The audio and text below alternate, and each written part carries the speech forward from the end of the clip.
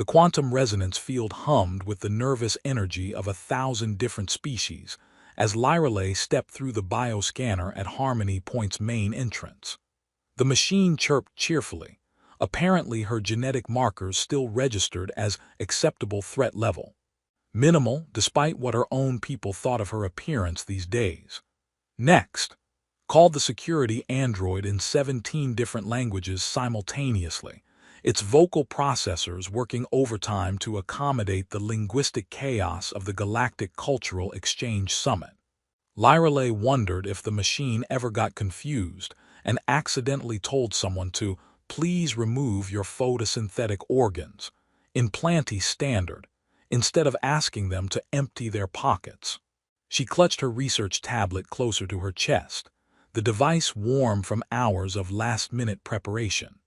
3 years of work on extremophile symbiosis, all compressed into a 30-minute presentation that would either revolutionize terraforming protocols or put half the audience to sleep. Knowing academic conferences, probably both. The grand amphitheater stretched before her like a crystalline cathedral, its walls designed to refract the light of Kepler's twin suns into spectacular prismatic displays.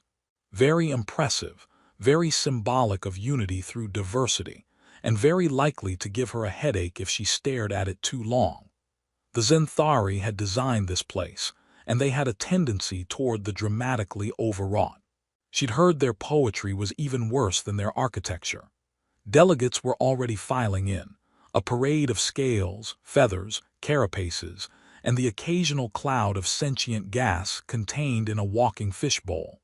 The Krillian traders clustered near the back, their booming laughter already filling the air as they shared what were undoubtedly terrible jokes about gravitational anomalies.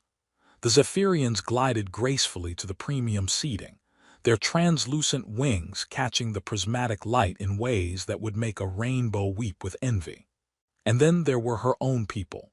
The Etherian delegation had claimed an entire section near the front, their elongated forms arranged with the precise aesthetic harmony that their culture demanded. Perfect symmetrical features, unblemished skin that seemed to glow with inner light, and ears that curved in elegant points unmarred by accident or misfortune. They looked like living sculptures, which was rather the point. Lyrelay's hand involuntarily moved to touch the raised scar tissue that ran from her left temple to her jaw. A souvenir from the day she discovered that Vraxian spore pods really didn't appreciate being examined too closely. The laboratory accident had saved 3 colonies from an ecological disaster, but it had also marked her as aesthetically impure by Etherian standards. Apparently, heroic sacrifice didn't count for much when it left you looking less than perfect. She made her way down the amphitheater steps, noting with growing dread how conversation seemed to pause as she passed. Not full stops. That would be too obvious. Just subtle hesitations, meaningful glances, the kind of social choreography that her people had elevated to an art form. By the time she reached her designated seating area, she felt like a walking disruption in their carefully curated paradise. The chair assignments were supposedly random, generated by Harmony Point's central computer to encourage interspecies mingling. Lyrelay suspected the AI had a sense of humor, because it had placed her right in the middle of a section that was rapidly filling with beings who all seemed to have developed a sudden fascination with anywhere else. She settled into her seat and activated her tablet, pretending to review her presentation notes while watching the elaborate dance of avoidance unfold around her. The Krillian to her left developed an urgent need to discuss trade agreements with someone 3 rows back. The elegant Zephyrian who had been approaching her row suddenly remembered an important conversation with a potted plant near the wall. Even the Andromedans were giving her space, which was particularly impressive since they usually claimed that physical appearance was irrelevant to silicon-based life forms. Apparently, aesthetic prejudice transcended biological classifications. Who knew discrimination could be so universally applied? The irony wasn't lost on her. Here she was, about to present groundbreaking research on how different species could form beneficial relationships in the harshest environments, while sitting in a growing circle of empty chairs that might as well have been marked with hazard tape. A group of young Etherian researchers she recognized from the university had taken seats several rows away. One of them, Valen, had been her lab partner before the accident. He'd been the first to stop meeting her eyes, the first to find excuses to work elsewhere. She'd told herself it didn't matter, that science was more important than social acceptance, but watching him laugh with others while carefully avoiding her gaze made her stomach clench like a collapsing star. The opening ceremony began with the customary fanfare, holographic displays of galactic unity, stirring music that somehow managed to incorporate sounds that most species couldn't actually hear, and a series of speeches about the importance of cultural exchange. The Zenthari ambassador spoke at length about celebrating the infinite tapestry of sapient diversity, which would have been more inspiring if he hadn't been speaking to an audience that was actively demonstrating the opposite. Lyreley tried to focus on the speakers, tried to lose herself in the familiar rhythm of academic discourse, but she couldn't ignore the growing crater of empty space around her. Other sections were packed, beings standing in the aisles rather than miss the ceremony, while she sat in what was beginning to look like a contamination zone. A soft chime indicated an incoming message on her tablet. For a moment, hope fluttered in her chest.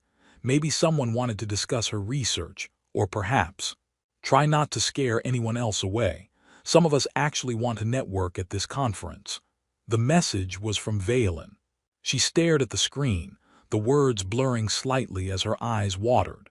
She blinked hard, forcing the tears back. Etherians didn't cry in public, especially not scarred, aesthetically impure Etherians who were already causing enough of a disruption simply by existing. Around her, the beautiful symphony of galactic cooperation continued, all gleaming surfaces and soaring rhetoric about unity and understanding. And in the middle of it all, she sat alone, a living contradiction to everything they claimed to believe. Dr. Elena Vasquez had seen some spectacularly awkward social situations during her career as a comparative psychologist, but this one was shaping up to be dissertation-worthy. She adjusted her neural interface headband, the latest in translation technology, though it had the unfortunate side effect of making her look like she was wearing a particularly ambitious piece of workout equipment. From her vantage point in the human delegation section, she had a perfect view of what was rapidly becoming the most elaborate demonstration of interspecies prejudice she'd witnessed outside of a laboratory setting. The scarred Etherian woman sat in what was essentially becoming a social black hole, her presence apparently bending the space-time of diplomatic courtesy around her. "Are you getting this?" Elena whispered to her colleague, Dr. Jamie Chen, who was busy calibrating his behavioral analysis scanner. The device looked suspiciously like an oversized smartphone crossed with a tricorder, which was probably exactly what it was. "Oh, I'm getting it all right," Jamie muttered, checking his readings. The collective stress hormones in this room could power a small starship, and that's not even counting whatever Etherians produce when they're being socially ostracized. Elena's neural interface chimed softly, automatically translating a particularly cutting comment from the Zephyrian ambassador about aesthetic pollution. She winced, both at the cruelty and at her headband's tendency to translate insults with enthusiastic precision.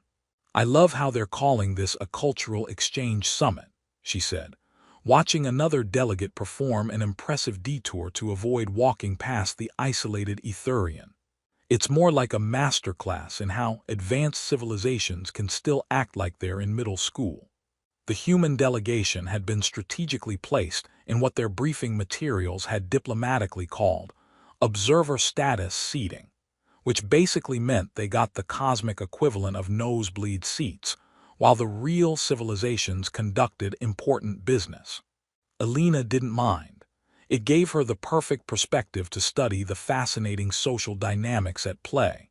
Her grandmother would have had some choice words about this situation. Alina could practically hear the old woman's voice. Honey, it doesn't matter if they can travel faster than light. People are people, and people can be stupid no matter what planet they're from.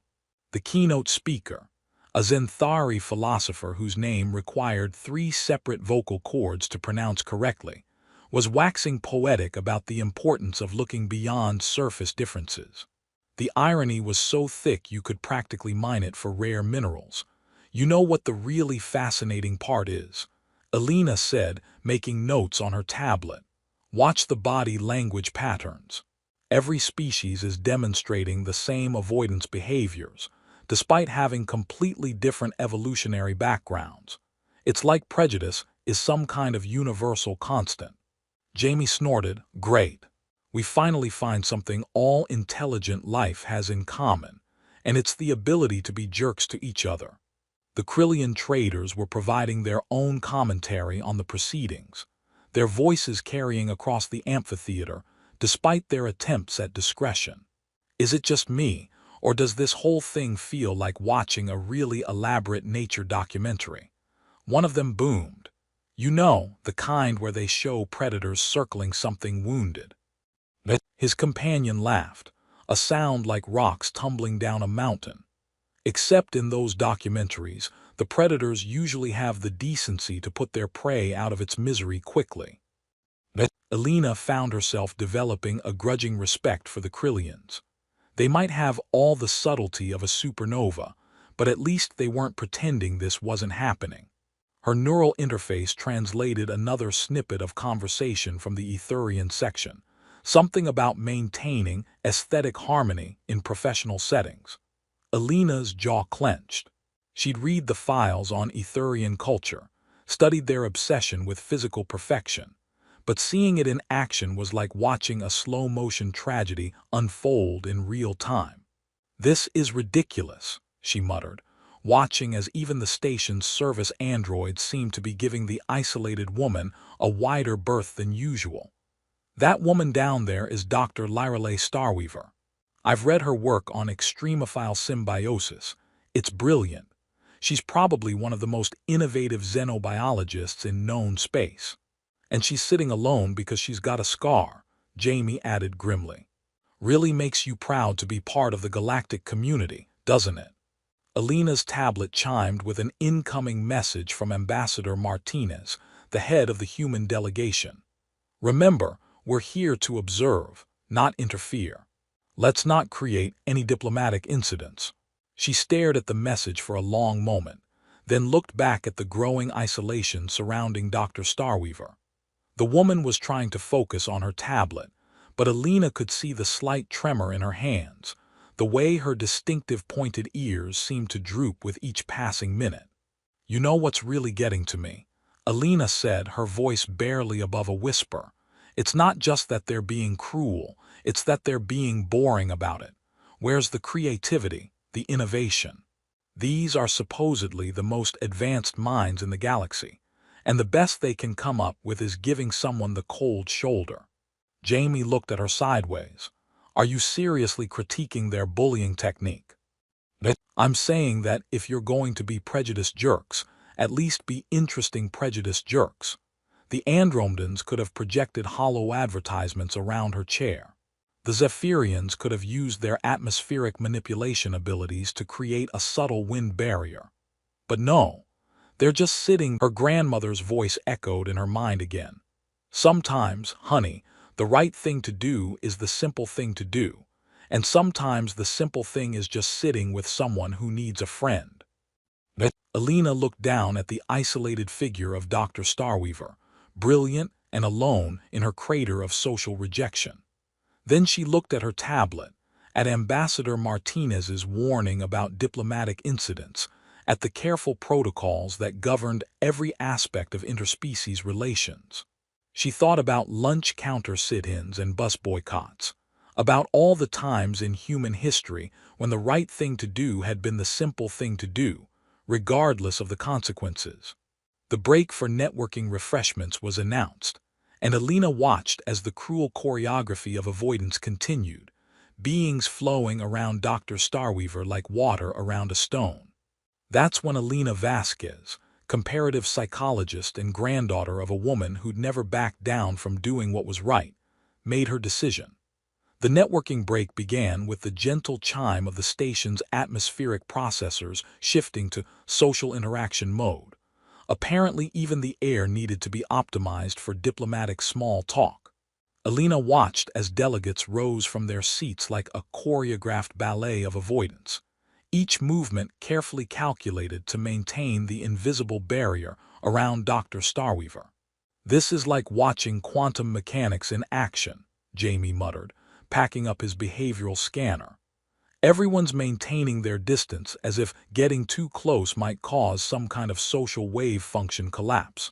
Alina snorted. More like they're all afraid they might catch whatever made her aesthetically imperfect. Maybe they think scars are contagious through proximity. The refreshment stations had been strategically placed around the amphitheater's perimeter, forcing delegates to move through the seating areas. Alina counted no fewer than 17 different beings who took elaborate detours to avoid passing within 10 feet of the isolated Etherian scientist.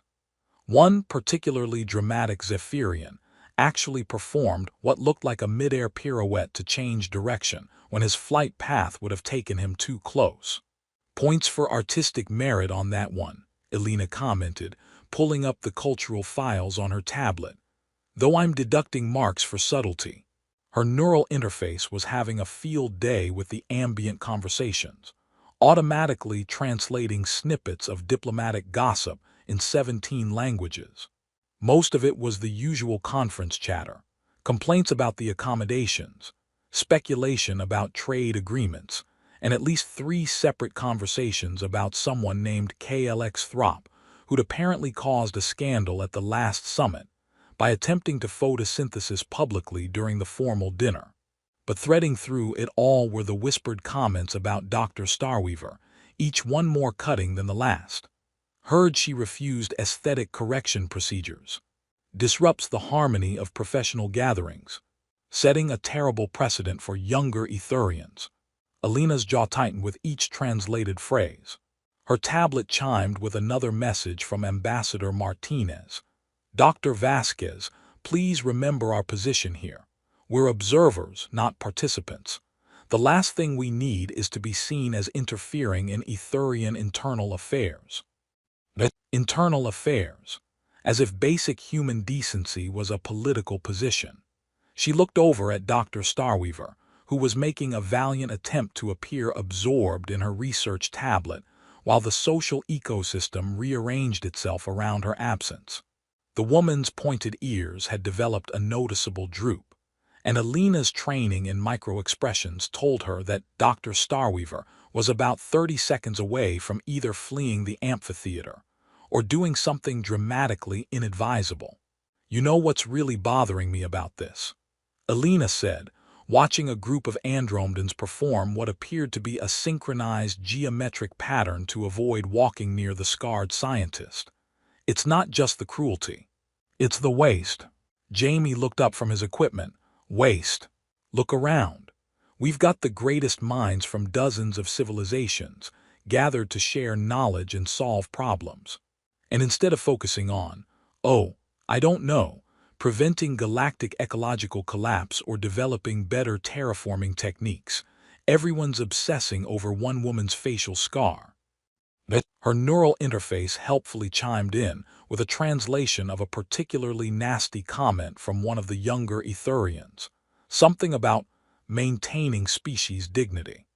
Alina briefly considered whether punching someone through a universal translator would count as a diplomatic incident. The Krillian traders were having their own loud discussion near the tritium-free beverage station, their voices carrying easily across the amphitheater. "I still say this whole thing is like watching a herd of prey animals react to a predator," one of them declared, gesturing with what appeared to be a sandwich that violated several laws of physics.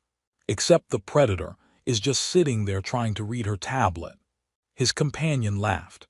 "Maybe that's the real threat, an Etherian who actually values knowledge over appearance, That could bring down their whole social order. Alina found herself grinning despite the situation. The Krillians might sound like avalanches having conversations, but they had a point. Dr. Starweaver represented something dangerous to her people's worldview, proof that worth couldn't be measured by aesthetic perfection. A soft musical tone indicated that the formal presentations were about to begin. Alina checked the program on her tablet and felt her heart sink. Dr. Starweaver was scheduled to present her research in the next session, which meant she'd have to stand up in front of this same crowd that was treating her like a walking contamination zone. "This is going to be brutal," she murmured, watching as delegates began reluctantly returning to their seats. The process looked like reverse choreography, everyone flowing back toward their designated positions while maintaining their careful bubble of space around the isolated scientist. Alina's tablet buzzed with an incoming message from Dr. Chen. "The stress pheromone readings are off the charts. If this were a human gathering, someone would have had a panic attack by now." She glanced over at him, noting that he was discreetly pointing his scanner toward Dr. Starweaver's section.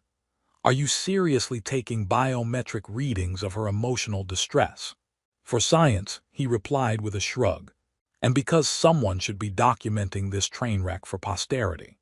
Future anthropologists are going to want to study this as an example of how supposedly advanced civilizations can still engage in primitive exclusion behaviors." Alina's neural interface translated another comment from the Etherian section, this one speculating about whether Dr. Starweaver would have the dignity to withdraw her presentation rather than subject everyone to her aesthetic disruption. Alina's hands clenched into fists. "You know what the really infuriating part is," she said through gritted teeth. "I've read her research. Her work on extremophile symbiosis could revolutionize how we approach hostile environment colonization. She's literally studying how different species can work together to survive in impossible conditions, and she's presenting it to an audience that won't even sit near her." The session moderator, a serene-looking Zenthari with the kind of perfect bone structure that probably made other species weep with envy, began announcing the afternoon's presentations. Dr. Starweaver's name was met with a subtle but unmistakable shift in the audience. Not quite a gasp, more like a collective intake of breath that suggested everyone was bracing for something unpleasant. Alina watched the isolated scientist's reaction, noting the slight straightening of her shoulders, the way her fingers tightened on her presentation tablet. Dr. Starweaver was preparing to face a hostile audience with nothing but her research and her courage. And that's when Alina realized she'd had enough of being an observer.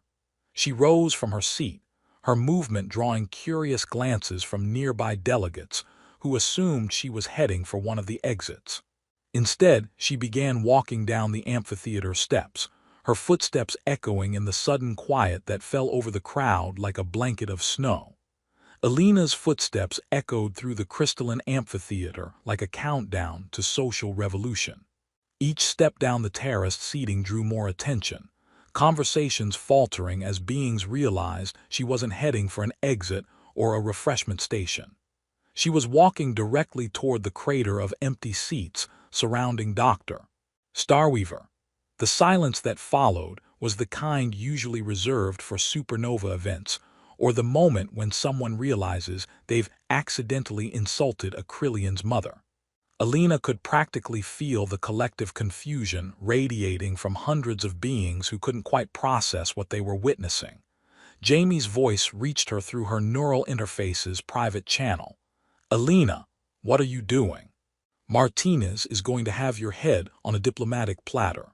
She sub-vocalized back, a skill that had taken months to master but was proving invaluable for rebellious moments. "Sometimes you have to choose between being diplomatic and being decent. I'm choosing decent." Dr. Starweaver looked up as Alina approached, her distinctive pointed ears perking with confusion.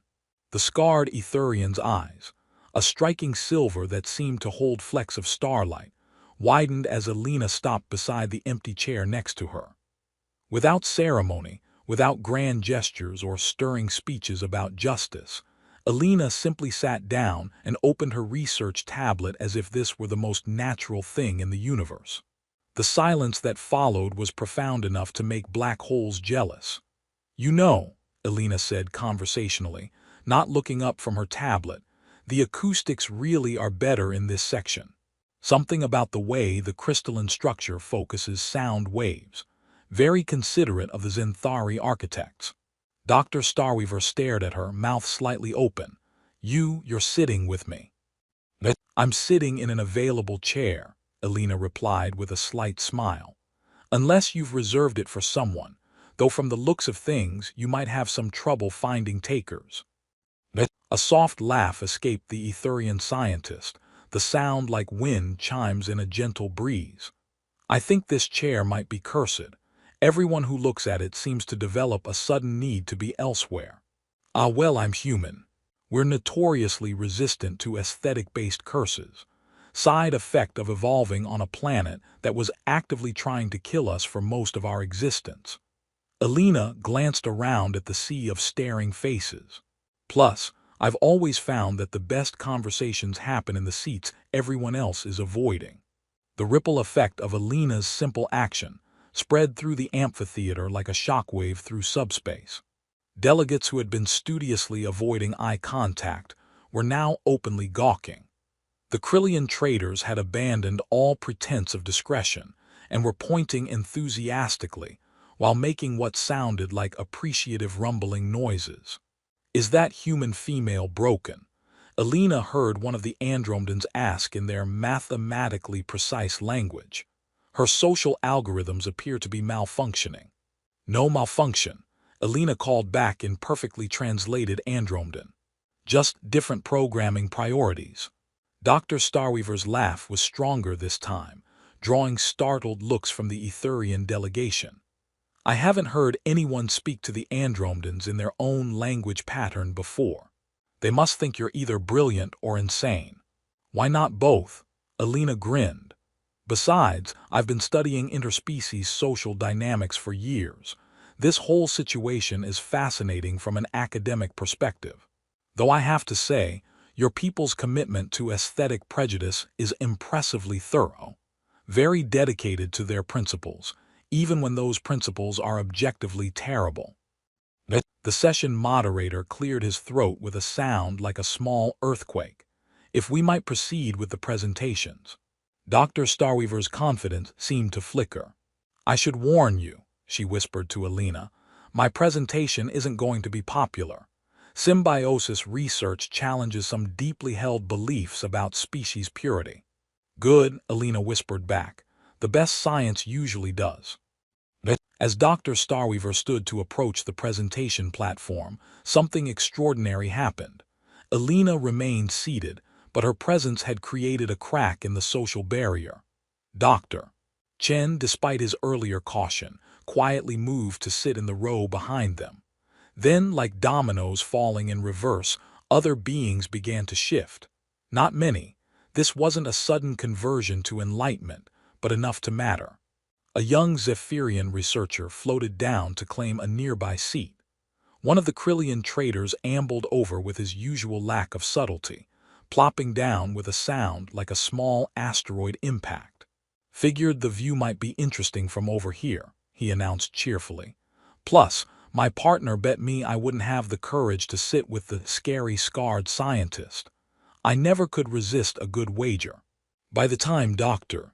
Starweaver reached the presentation platform, the isolation barrier had transformed into something resembling normal conference seating, albeit with more empty chairs than usual and significantly more tension than your average academic gathering. Dr. Starweaver's presentation on extremophile symbiosis was brilliant, as Alina had expected. Her research demonstrated how different species could form beneficial partnerships in the harshest environments, adapting and thriving together in ways that neither could achieve alone. The irony of presenting such research to an audience that had just demonstrated the opposite behavior wasn't lost on anyone present. When the presentation concluded, the applause was polite but scattered. until the Krillian trader started what could generously be called enthusiastic clapping, and could more accurately be described as controlled seismic activity. The sound echoed through the amphitheater, and gradually more beings joined in. As delegates filed out for the next break, Alina noticed the change in atmosphere. Conversations were happening near Dr. Starweaver's section now, not many and not always friendly, but the absolute quarantine had been broken. "Why?" Dr. Starweaver asked as they gathered their tablets. "Why did you sit with me? You don't even know me." Alina stood, stretching muscles that had tensed during the social drama. "Because I've spent my career studying how different species interact, and I've learned something important. The measure of a civilization isn't how they treat their perfect members. It's how they treat the ones they've decided are imperfect." Dr. Starweaver's silver eyes shimmered. "You've probably damaged your standing with my people. Etherians don't forget social transgressions." "Good thing I'm not Etherian then," Alina replied with a grin. "Besides, humans have a saying, the only thing necessary for the triumph of evil is for good people to do nothing. Sometimes the most revolutionary act is just refusing to participate in someone else's cruelty." As they walked up the amphitheater steps together, Alina's neural interface buzzed with messages, some supportive, some critical, and at least 3 marriage proposals from various Krillian traders who apparently found rebellious behavior attractive. Ambassador Martinez's message was predictably stern, but Alina deleted it without reading the full text. "Dr. Starweaver,